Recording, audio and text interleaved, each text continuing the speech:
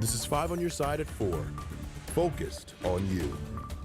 New at 4, it closed in 2021 after claims of inhumane conditions made by inmates.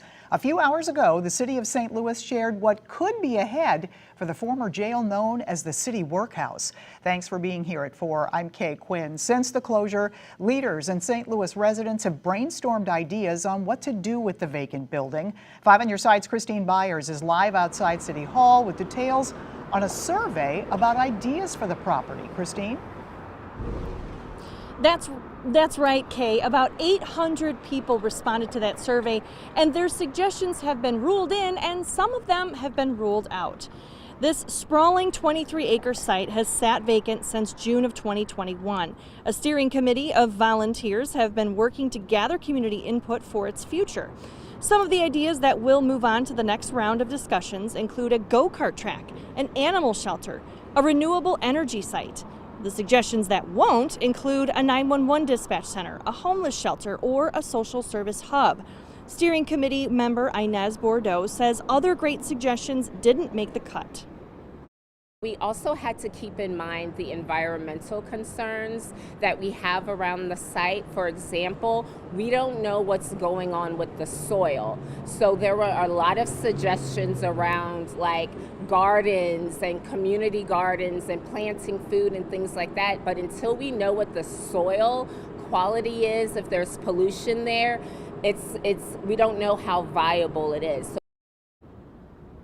Now, the committee is asking people to take a second survey based on those narrowed down results, and they plan to bring those results here to the mayor's office at City Hall. To find out more about the suggestions that made the final cut and how to take that second survey, check out my story on KSTK.com. All right, thank you, Christine. Tonight, police are investigating a double shooting in North St. Louis County. It happened just before 2 this morning on Old Hanley Road. Police say a gunman shot one man. That gunman was then shot and killed by a third person. 2 people died. Anyone with information can call Crime Stoppers anonymously at 866-371-TIPS. 2 young people are recovering after a shooting in downtown St. Louis. It happened just after 10:30 last night on Pine near Olive and Chestnut. Witnesses tell police there was a large fight between 2 groups near an apartment building. That led to gunfire. An 18-year-old man and 19-year-old woman were shot. They were taken to a hospital. They are expected to be okay. Police still have not identified any suspects. Right now, parts of southeastern Missouri dealing with the aftermath of a major flood. Towns near Cape Girardeau saw upwards of 6 feet of water.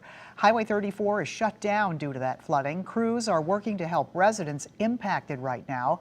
Closer to home, it's calmer across the bi-state. Weather First Chief Meteorologist Scott Connell here now with a first look at tonight's forecast. Scott. Doesn't it feel nice outside, Kay? Yes. You know, those showers and thunderstorms rolled on through. Yes, we did have some heavier rain down to the south of St. Louis for sure. South and southwest was where the heaviest rain ended up going during the wee hours this morning. But now that's all pushed away, leaving behind a partly cloudy sky, and where there is some sunshine through those clouds, it's a pretty crisp blue sky too, because the atmosphere is nice and clean. That's a look down at Arnold. Here's a look at the beautiful scene over at the Square in Highland. Look at that sunshine. Now, we are going to see more clouds filter in here, but for the most part, we're on the dry side for a while. How about the last 24 hours? Where was the heaviest rain? It was down to our south for sure. Most of the metro area, anywhere from about 1/4 of an inch to, in some cases, over an inch. But your really heavy rainfall was farther to the south, over southern portions of Washington County in Missouri, and then down towards Lesterville and southern parts of Madison County in Missouri, all down to our south towards Cape Girardeau. All lifting out now. We do have the low clouds, though, that'll spin around this upper level system, and we're getting a true taste of autumn here around St. Louis for sure. So quiet weather has returned. We have that taste of autumn in the air, but the heat will build back as we head into this weekend. More on that coming up in just a few minutes, Kay. All right, we'll see you then. Thank you, Scott. In Fulton County, Georgia, prosecutors began presenting their case regarding former President Trump's alleged attempts to overturn the 2020 election. At the same time, the former president lashed out about it on social media. NBC's Bree Jackson has more from Washington. All eyes on the Fulton County Courthouse as District Attorney Fani Willis presents her case, arguing that former President Trump and his allies broke the law in their efforts to overturn Georgia's 2020 election results, laying out evidence, including this 2021 call to the Secretary of State. I just want to find 11,780 votes.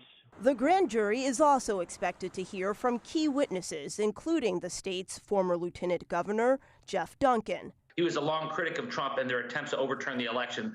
I think that's why she's going to have him testify last. Trump lashing out on Truth Social, calling Duncan a loser and unleashing a tirade against the Fulton County DA and her case against him. The GOP frontrunner insists he's innocent. We don't take plea deals because I did nothing wrong. Mr. Trump's potential fourth indictment could come just days before his Republican rivals face off in their first debate. If he's indicted in Atlanta this week, as we're anticipating that he will be, we will have the front runner for the Republican nomination for president out on bail in 4 different jurisdictions. For some, there's a sense of indictment fatigue. I feel as if it's all one-sided. We really need to kind of say, hey, we have a new Republican Party that is not part of that Trump thing. The Fulton County DA is expected to seek more than a dozen indictments related to election interference.